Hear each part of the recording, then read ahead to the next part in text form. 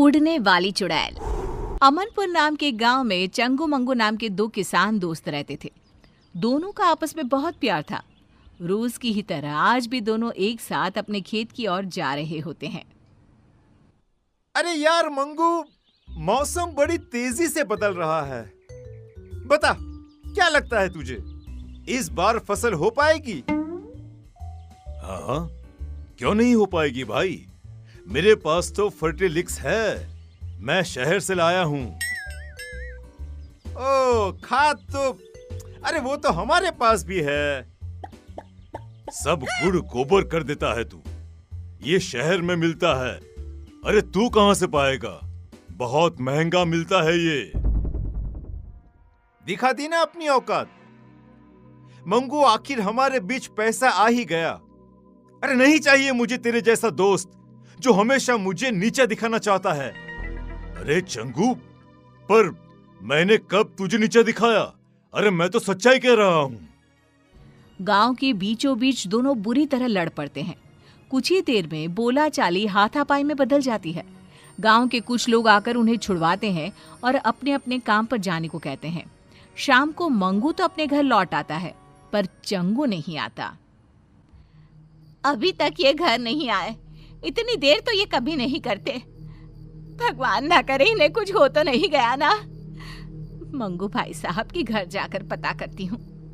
रास्ते में ही उसे सुबह चंगू मंगू के बीच हुए झगड़े के बारे में पता चलता है। मतलब मंगू भाई साहब ने ही किया है ये सब। ऐसा बदला लिया कि मेरे सुहाग को ही गायब कर दिया। विमला गुस्से में सोनम के पास जाती है और कहती है, कहाँ है सोनम, बाहर निकल। बता मेरे चंगू जी कहाँ है? क्या किया है आप लोगों ने उनके साथ? तभी उन सबके सामने अपने हाथ में चंगू को उठाए एक चुड़ैल हवा में उड़ती हुई आती है। मरोगे, सब मरोगे। छोड़ूंगी नहीं मैं किसी को, कोई नहीं बचेगा। कौन कौन हो तुम? छोड़ दो मेरे पति को। मैं हूँ उड़ने वाली चुड़ैल।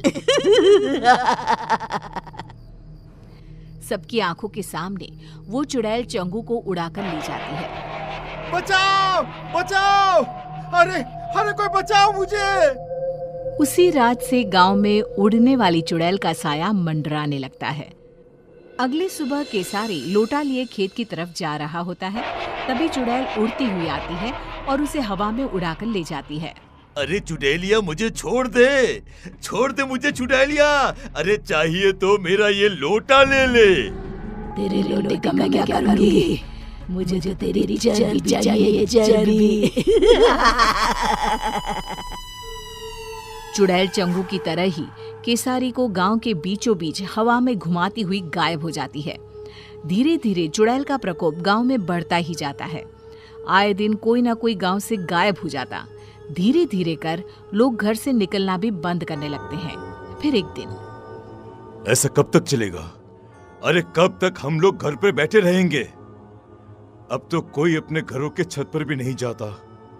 इस चुड़ैल से छुटकारा पाने का कोई ना कोई रास्ता तो निकालना ही पड़ेगा। हाँ जी, बिल्कुल सही कह रहे हैं आप। अरे पर हम लोग करेंगे क्या? पीछा करेंगे उस चुड़ैल का। पता तो करना ही होगा कि वो चुड़ैल गांव वालों को कहाँ ले जाती है। पर वो तो अचानक ही कहीं गायब हो जाती है। कहाँ से हम पता लगा पाएंगे कि वो कहाँ जाती है? गेहूं की एक पोटली तो लाना सोनम।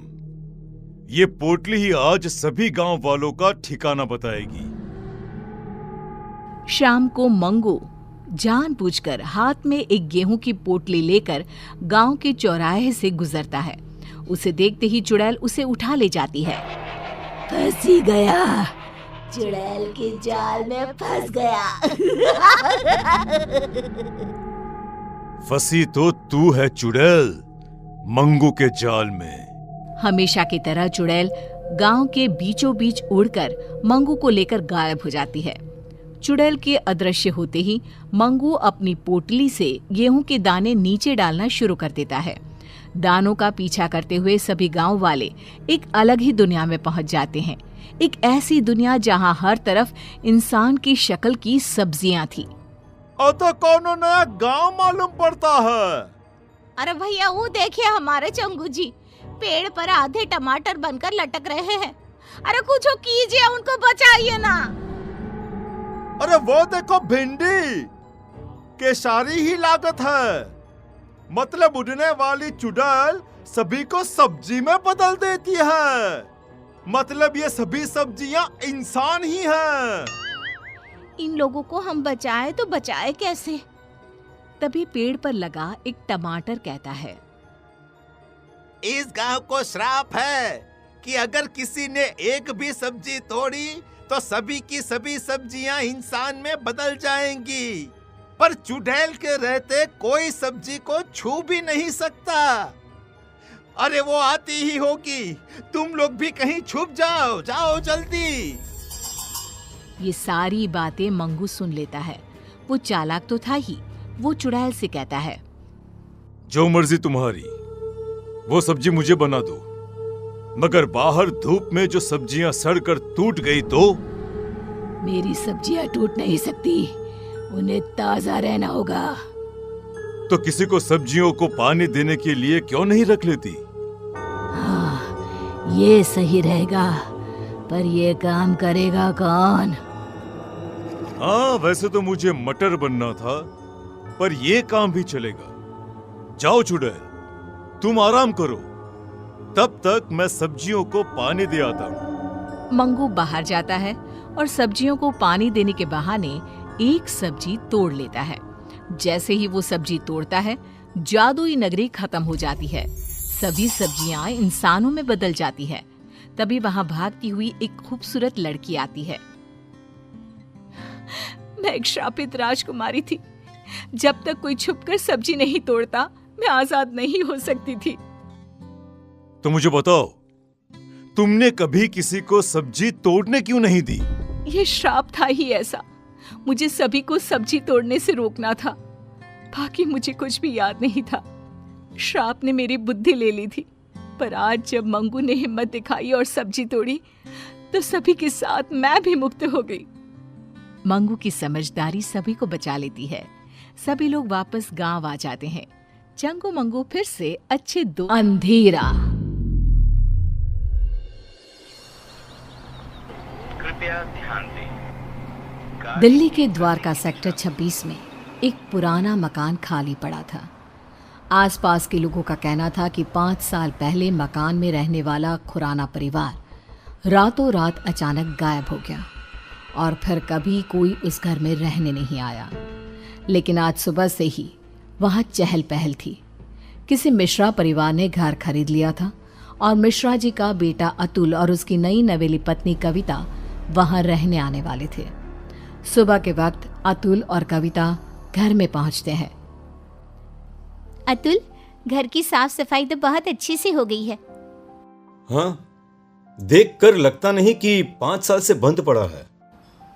हाँ, लेकिन इतने दिन से कोई इसे संभालने क्यों नहीं आया?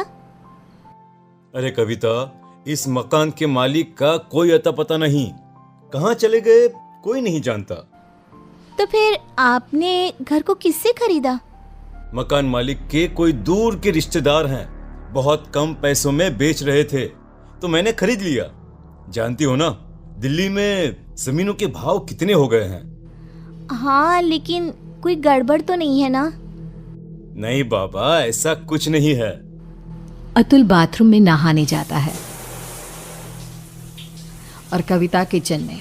तभी उसके हाथ से स्पून गिर जाती है। जैसे ही कविता स्पून उठाने के लिए नीचे झुकती है, उसे किचन की शेल्फ के नीचे किसी की आंखें नजर आती है। कविता चीख कर बाहर की तरफ भाग आती है। अरे कविता, कविता क्या हुआ? अरे तुम ऐसे चिल्ला क्यों रही थी? क्या हुआ? वहाँ अलमारी के नीचे कोई है। अतुल नीचे झुककर देखता है और घबरा के पीछे हट जाता है। मैंने कहा था ना, कुछ है वहाँ पर। अतुल, चलो हम यहाँ से चलते हैं। तुम भी ना कविता, वहां कॉकरोच है और कोई भूत नहीं है। एंड आई नो तुम्हें कॉकरोच से कितना डर लगता है। अतुल, मैं सच कह रही हूँ, वहाँ कॉकरोच नहीं बल्कि कुछ और था। किसी की आंखें। मुझे डर लग रहा है, मैं यहाँ नहीं रह सकती। अतुल कविता की बात नहीं सुनता और रात होने की वजह से कविता को सोने के लिए कहता है। डर की वजह से कविता को नींद नहीं आ रही थी। तभी उसकी नज़र कमरे की छत पर लगे फैन के पास एक मकड़ी पे जाती है। वो मकड़ी को देखने लगी। देखते ही देखते कविता को एहसास होता है कि मकड़ी का आकार बढ़ता जा रहा है। कविता घबरा कर चीखने की कोशिश करती है, पर तभी वो देखती है कि मकड़ी एक डरावनी शक्ल में बदल गई। अतुल, उठो, वो देखो। क्या हुआ कविता? तुम ठीक तो हो ना? क्या हुआ? वो देखो अतुल, वो कौन है? एक छोटी सी मकड़ी, और कौन? इस घर में कुछ अजीब है अतुल, हमें यहाँ नहीं रहना चाहिए। ऐसा कुछ नहीं है, बेकार में डर रही हो तुम। अगली सुबह ब्रेकफास्ट के टाइम पर। कविता, आज मैं ब्रेकफास्ट नहीं कर पाऊंगा, मुझे बहुत देर हो गई है। प्लीज अतुल, कुछ तो खा लो। देखो, मैंने नाश्ता टेबल पर लगा दिया है। प्लीज कविता, तुम फ्रिज में रख दो, मैं निकाल कर खा लूंगा शाम को, ठीक है? Okay, bye. अतुल ऑफिस चला जाता है और कविता किचन में काम करके जैसे ही बाहर निकलती है तो देखती है कि डाइनिंग टेबल पर एक बुजुर्ग औरत और एक आदमी बैठ के ब्रेकफास्ट कर रहे थे। कविता ये देखकर खौफ से भर जाती है। कौन है आप लोग और यहाँ क्या कर रहे हैं? अतुल, बचाओ। क्यों डर रही हो बेटा? मैं इस घर का मालिक हूँ, रंजीत खुराना। और मैं इनकी बीवी रमनदीप खुराना। लेकिन आप लोग तो गायब। मेरा मतलब। किसने कहा? अरे हम तो यहीं रहते हैं, इसी घर में। वो देखो, हमारे कपड़े, सारा सामान सब तो है। लेकिन बेटा, जब से तुम आई हो ना, हम बड़े खुश हैं। अकेले पड़ गए थे ना। कविता ने चारों तरफ देखा और वो हैरान रह गई कि घर में खुराना और उसकी बीवी के कपड़े और सामान नजर आ रहा था। कविता घबराहट की वजह से दरवाजे की तरफ बढ़ती है ताकि वहां से बाहर जा सके। तभी एक यंग औरत उसके सामने आ जाती है। कहाँ जा रही हो? मेरे मम्मी पापा ने कहा ना कि वो अकेले हैं, उनका ख्याल कौन रखेगा? कौन है आप सब? कौन है? जाने दीजिए मुझे। मैं इनकी बेटी हूँ ना, क्या करूँ? मैं तो मरने के बाद इनका ख्याल रख नहीं सकती। अब तुम्हें ही ये काम करना होगा ना। हेल्प, कोई बचाओ मुझे। कविता भागती है और अपने कमरे में जाकर एक कोने में बैठ जाती है। पूरा दिन वो एक जगह बैठी रहती है। शाम को 5 बजे अतुल घर आता है और कविता को ऐसी हालत में देखकर परेशान हो जाता है। क्या बात है? अरे तुम यहाँ ऐसे? तुम्हारी तबीयत खराब है क्या? क्या हुआ? वो अतुल खुराना और उसकी बीवी यहाँ इस घर में। कौन खुराना? कविता, ये क्या बहकी बहकी बातें कर रही हो तुम? इस घर के मालिक अतुल वो यही है, इसी घर में। मैंने उन्हें देखा है और उनकी बेटी भी। तभी कविता ने देखा कि बुजुर्ग औरत, आदमी और उनकी बेटी कविता के ठीक सामने आकर खड़े हो गए।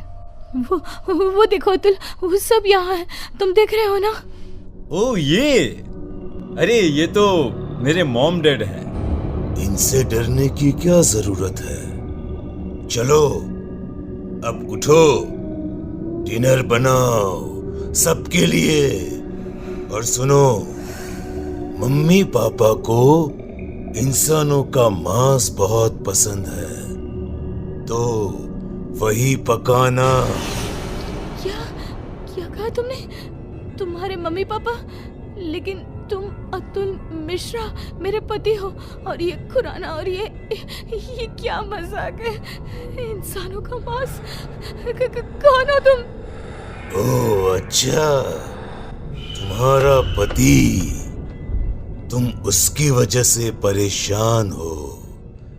रुको। अतुल पीछे पलट कर देखता है और फिर जैसे ही वो कविता की तरफ पलटता है, कविता ने देखा कि उसका चेहरा पूरी तरह से बदल गया था और अब वो किसी भेड़िए की तरह नजर आ रहा था। कौन हो तुम? मेरे पति कहाँ है? क्या किया तुमने उसके साथ? अतुल ने रूम की छत की तरफ इशारा किया। कविता ने देखा कि अतुल का शरीर रूम की छत पे चिपका था। वो मर चुका था। अतुल, अतुल को ही बचाओ। अब कुछ नहीं हो सकता। जानती हो, ऐसे ही उस रात हम सबको मार के छत पे लटका दिया गया था। क्या गलती थी हमारी और मेरे परिवार की? यही इसी फैन के पीछे हमारी डेड बॉडी छुपा दी गई, फॉल सीलिंग करवा के, ताकि किसी को पता ना चले। हम सब यहाँ कैद हैं। लेकिन तुमने मेरे पति को क्यों मारा? उससे तो मरना ही था, क्योंकि उसके बाप ने, जो कि एक कॉन्ट्रैक्टर है, इस घर को हड़पने के लिए ये सारा खेल रचाया था। उसकी सजा तो मिलनी ही थी। मुझे जाने दो। मैंने तुम्हारा क्या बिगाड़ा? नहीं, अब तुम हमेशा के लिए यहाँ कैद हो। हमारी भूखी तड़पती आत्मा को संतुष्टि करने के लिए एक जिंदा इंसान का इस घर में होना जरूरी है। और अब से ये काम तुम करोगी। किसी को पता नहीं चलेगा कि तुम कभी यहाँ आई भी थी।